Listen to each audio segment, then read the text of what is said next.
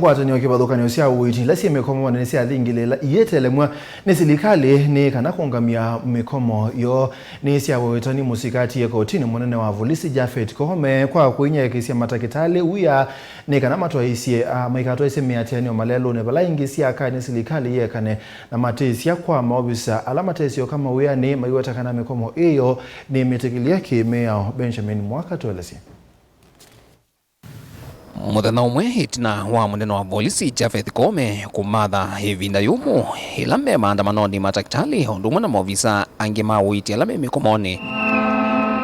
Ngwatanio sya maovisa ama uiiti kiempidio ya Matakitali pamwe na ngwatanio ingi takuko ni Maweta ni mimusikatie ta kortini Koome Mayathana haendeto vathukuna miao kusiothacio wa kutwaiisya maandamano. We are not going to relent. Specifically the AG statement, which is actually following up a statement by the Kindiki last week, which they are trying to intimidate and cowards that we should not go for protest. We are saying we are not contemners of any court order, and we have not breached any constitution article on the constitution. If there is any, they will have mentioned. So stop fabricating and sending information that are lies. Kuyanana na ngwatanio ini kana ini nzia imwe ya kutata kumavindithya maungamya mikomo yo chavina kindu kila kiteisa kwitikilwa vala malumelilia nongi na silikali yiekane na maofisa ma uiiti na kukwatiania na ngwatanio isyo onda kukonya undu wa kuungamya mikomo na undu maunungu nisyo mo meuthiinikiwa. CS Labor is being insincere because she put up a conciliatory committee that invited us last week on Thursday. The governor has never appeared. So basically, who is on strike here? Government. It's the government that is on strike. We are ready and willing to come to the table even now, but the government is just lying to Kenyans. And as KMPDO, as all the unions, we have said that there's no amount of threats, no amount of victimizations or intimidation that will make us suspend this particular strike.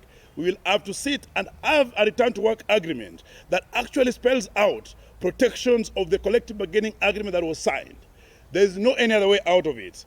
I think what we are saying is that everything that we have presented to the government in our strike notice are all of them achievable. And in any case, one way or the other, they are in their own blueprints. Koome anawetikana maandamanoni Matakitali methituma ivalanya sekta ya ukwi maleluni kumanwa na kukoma maleluni undumwe na kuvingisa maundu ma ukwi.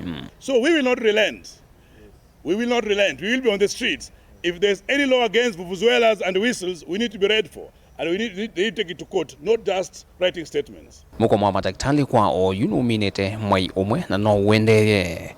Vala Maweta Amatisya ma silikali kuvuta ndakitali sya mauvundisyo yani Dr. Intans na kuandika angi maitoneka na Mukomo Nimekuendeeya. They may fire all of us as they are valued. They may kill all of us. They may try to sack all of us. But we keep on saying that there's nothing other than negotiation that will make it possible to suspend these strikes. It is important that for these strikes to end, there has to be priority for health workers. Vilingi wa mauvoko wa musini wa Ilovi. Nito Benjamin mwaka.